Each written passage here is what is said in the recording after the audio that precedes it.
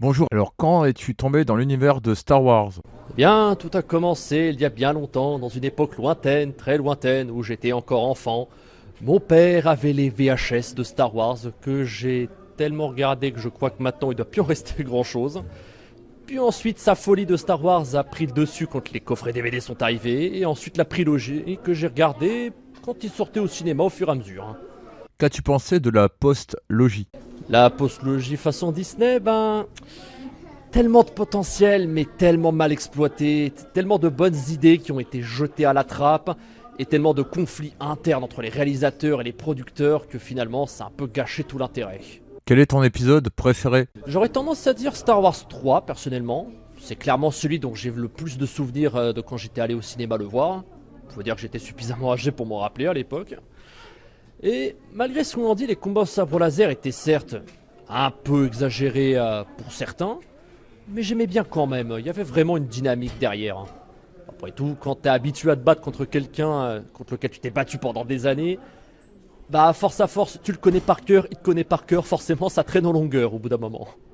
Quel est ton personnage préféré? Alors là, c'est un peu compliqué de me faire une idée. Parce que bon, je peux pas dire Revan, puisque c'est pas un perso complet, on va dire. Après tout, on est censé l'incarner nous-mêmes, donc il a la personnalité qu'on lui attribue nous, donc c'est un peu de la triche à ce stade. Je pense pas que j'ai vraiment de perso préféré en particulier, parce que ils ont tous les trucs que j'aime bien et les trucs que j'aime pas en même temps, certains. Par exemple, Windu a un sabre violet, et j'adore ça. Mais de l'autre côté, c'est un Jedi tellement rigide qu'il est assez insupportable pour la plupart du temps.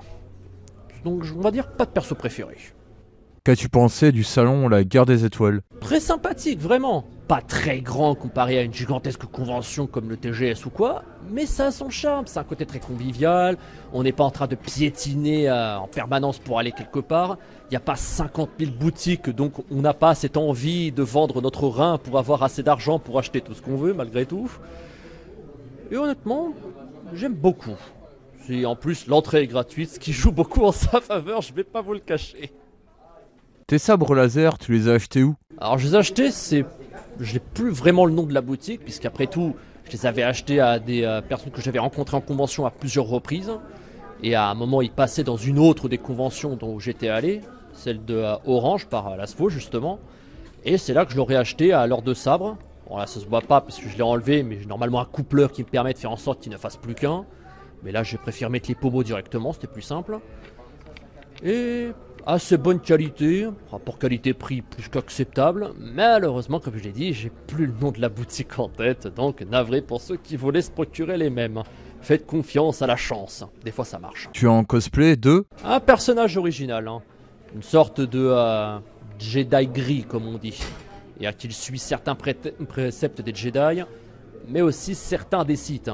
Il a de ce fait pas le côté rigide des Jedi et pas le côté extrémiste des Sith, ce qui a généralement tendance à poser problème avec les deux côtés. Les uns sont tellement enfermés dans leur dogme que du coup ils sont tellement sur la retenue qu'ils deviennent vite dangereux s'ils se lâchent un petit peu, et les autres se lâchent tellement qu'ils n'ont aucune limite et vont toujours trop loin. Et le personnage en question est de la race des Miraluka, qui n'ont pas Dieu, ce qui fait que les gens, étant perturbés du fait de regarder des humains avec de la peau à la place des yeux, ils portent des masques et des bandeaux pour rendre les gens moins mal à l'aise. Et vu que je suis photosensible, c'est pratique. Et ça cache mes cernes de panda. Et tu as créé et joué à un JDR de Star Wars? Je ne l'ai pas créé directement, mais j'ai été joueur. On avait notre maître du jeu, ou MJ, qui avait les livres. C'était aux confins de l'Empire, avec plusieurs extensions. Notamment, c'est pas le réveil de la Force, j'ai plus le nom en tête, l'extension pour ceux qui sont sensibles à la Force. Mais du coup, on se rassemble, on a des dés un peu spéciaux, c'est-à-dire que les dés 20 et dés 4, comme pour ceux qui connaissent, vont pas être très utiles dans cette situation. On suit les aventures, et on va dire que, ça va être méchant si je le dis, mais contrairement à Disney, le maître du jeu, il a pas oublié qu'on est dans une galaxie gigantesque avec plein de planètes, et que croiser un personnage connu, normalement, c'est censé être vachement rare. Et tu faisais le jeu de rôle au sein d'une association ou Oh, on était entre amis, on n'était pas vraiment une assoce. On faisait ça via Discord, pour ceux qui connaissent, vu que certains habitaient pas vraiment à côté, quoi. Pour dire, l'une des joueuses qu'on a habite à Grenoble, hein. C'est vous dire la distance, hein. Et tu y joues toujours? Alors, plus vraiment du Star Wars, puisqu'en ce moment il est pas trop inspiré par ça en ce moment, le maître du jeu. Mais je continue encore à être avec eux. Bon, malheureusement, le fait qu'ils ont déménagé en Normandie fait qu'ils font surtout des jeux de rôle entre eux en face à face avec les gens qui sont en face. Et vu que moi j'habite pas vraiment en Normandie, je suis pas là. Du coup j'en ai quelques-uns, mais on va dire que ça aurait pu être mieux. Si jamais tu regardes cette interview, s'il te plaît, fais-moi plus de jeux de rôle, j'en ai besoin. Est-ce que tu as fait partie d'associations? Fut un temps, j'avais fait partie de l'association Caméléon, ceux qui font des combats de sabre laser sur Montpellier. Et puis je crois qu'ils ont changé de nom récemment. Il y a Caméléon Productions et la Confrérie des Étoiles. C'est eux justement, c'est les mêmes, hein. J'en ai fait partie fut un temps. Le fait qu'ils sont sur Montpellier et moi sur Frontignan, ce qui fait quand même une petite distance et que moi j'ai pas le permis, fait que j'ai malheureusement dû mettre fin à ces activités. Et en ce moment? Je fais actuellement partie de la Sci-Fi Team, justement, puisqu'on aborde le sujet. C'est une association qui est sur Frontignan.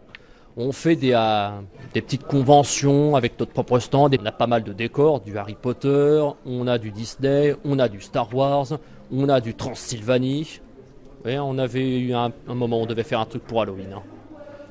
Et comme on est surtout basé sur Frontignan, c'est généralement là qu'on bosse, avec le cinéma local, ou même avec la mairie directement des fois. Il y a même eu une fois où, parce qu'il y avait eu la pluie pendant Halloween, les chars n'ont pas pu être sortis. Du coup, on a dû installer tout un stand de rétro gaming exprès pour eux, et ce qui a servi à la base de cache-misère, mais qui a quand même sauvé la soirée. Toi qui as fait de nombreuses conventions, est-ce que tu aurais des anecdotes à nous partager? Oh, des anecdotes. Voilà, comme ça, j'en ai pas tant que ça, on va dire. Disons que c'est plus des petits trucs minimes. Genre, moi qui trouve les petites solutions pour justifier un peu des trucs un peu stupides. Parce qu'à la Sci-Fi Team, par exemple, on a un Faucon Millennium qui est en carton.